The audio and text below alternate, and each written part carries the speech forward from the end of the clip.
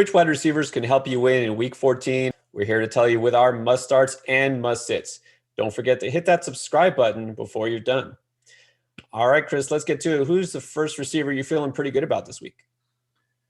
Yeah, I think you have to start Brandin Cooks this week against Chicago. Now, I know you might be looking at the matchup, looking at Chicago and thinking, ooh, tough matchup. Should I start Brandin Cooks? But here's the thing.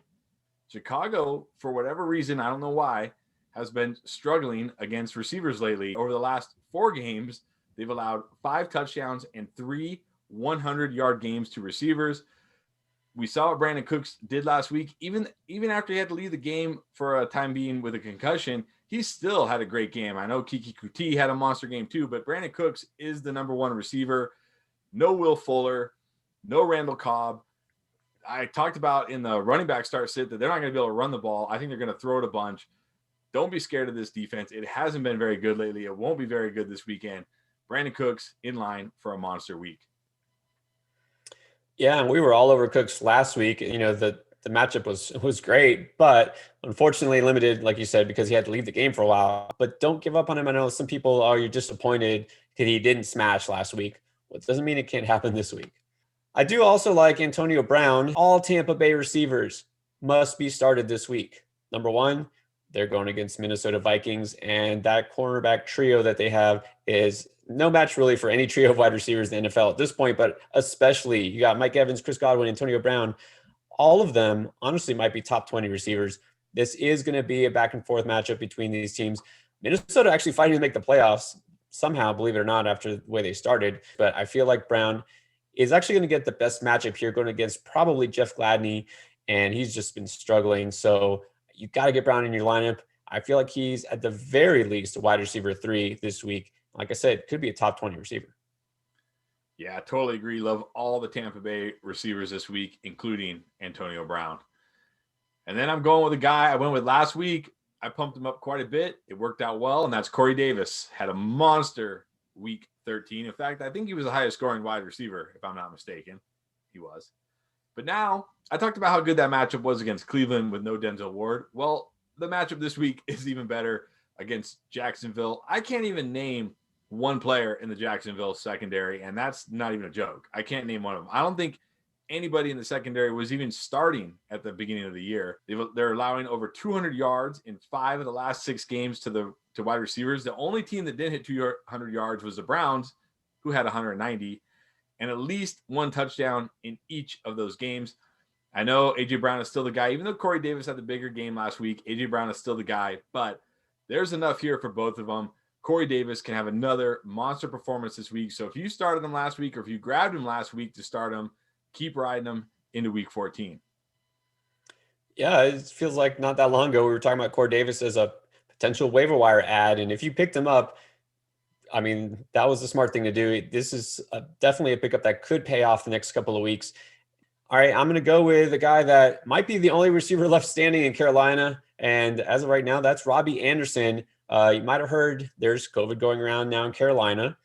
DJ Moore already had an ankle issue that he was battling, and now he's on the COVID list. Looks like he won't suit up. Curtis Samuel, very doubtful also for the same reason. So Robby Anderson, as far as we've heard, is okay. If he is playing and the other 2 are not, how can you not love Robby Anderson? Not a terrible matchup against Denver. It could just be the Robby Anderson show.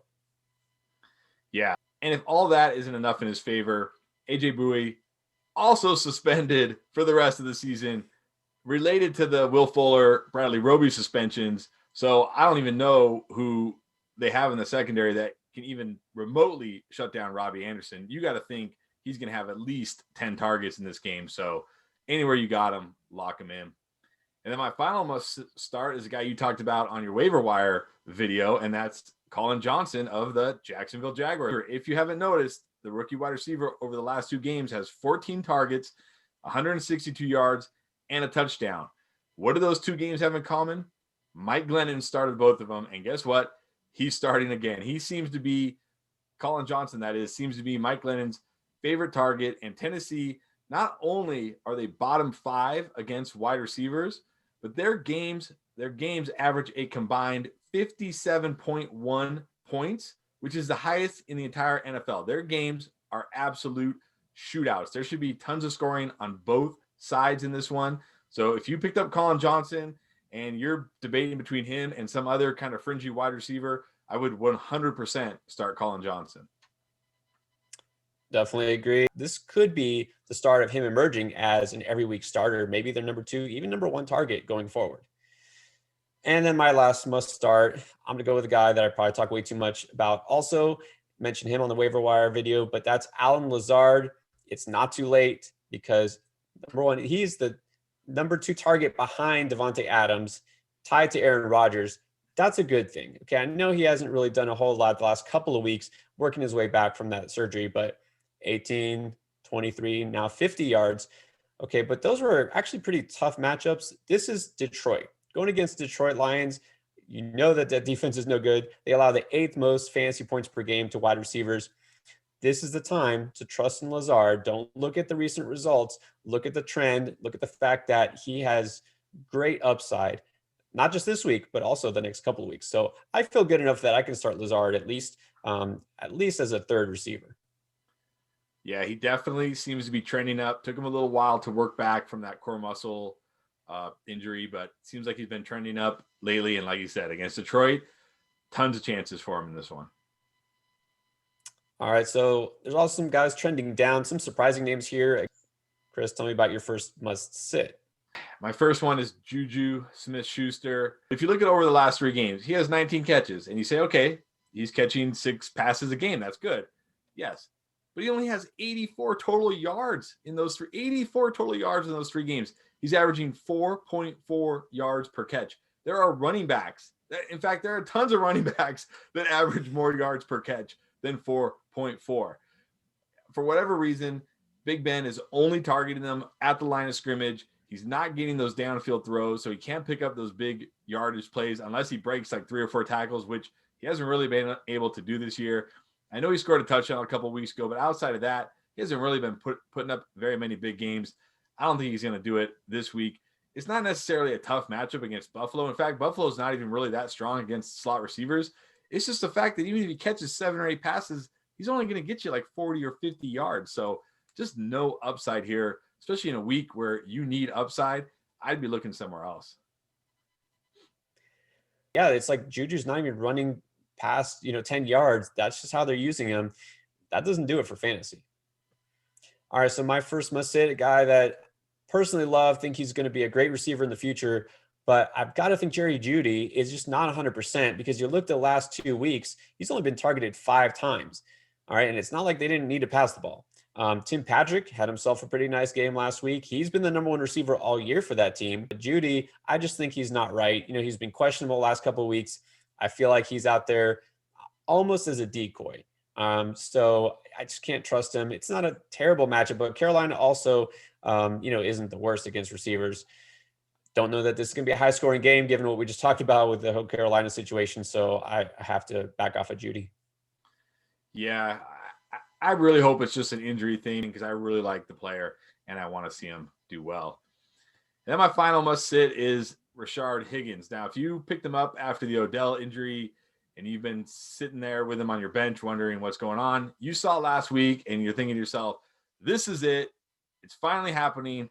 Now I can start him. And I'm here to tell you, don't do it. Don't chase the points. Prior to last week, he had only seen 10 targets combined over the previous 3 games. So we're only talking about 3 targets per game. Then lo and behold, last week, 9 targets, 6 catches, 95 yards, and a touchdown. But that was Tennessee. And that was a fluky game where the Browns had, 38 points at the half, right? Everything just went the Browns' way. This week, not going to be so lucky. It's Baltimore, which is a much tougher matchup. And if you look in week 2, when the Browns played Baltimore, Baker Mayfield was horrible. He threw for only 189 yards, only had 1 touchdown. So don't go chasing those Rashard Higgins points. Sage advice, don't go chasing waterfalls or Rashard Higgins fantasy points. And it's hard to trust Jakobi Meyers anymore for a while. I mean, he was a hot pickup. It looked like the number 1 receiver in New England. He might technically still be, and it doesn't matter because they don't seem like they want to pass the ball if they don't have to, which makes sense. So run the ball with Cam, run the ball with Damian Harris. Jakobi Meyers isn't scoring touchdowns. He's getting a decent amount of targets, but he's not moving the needle in any way for fantasy.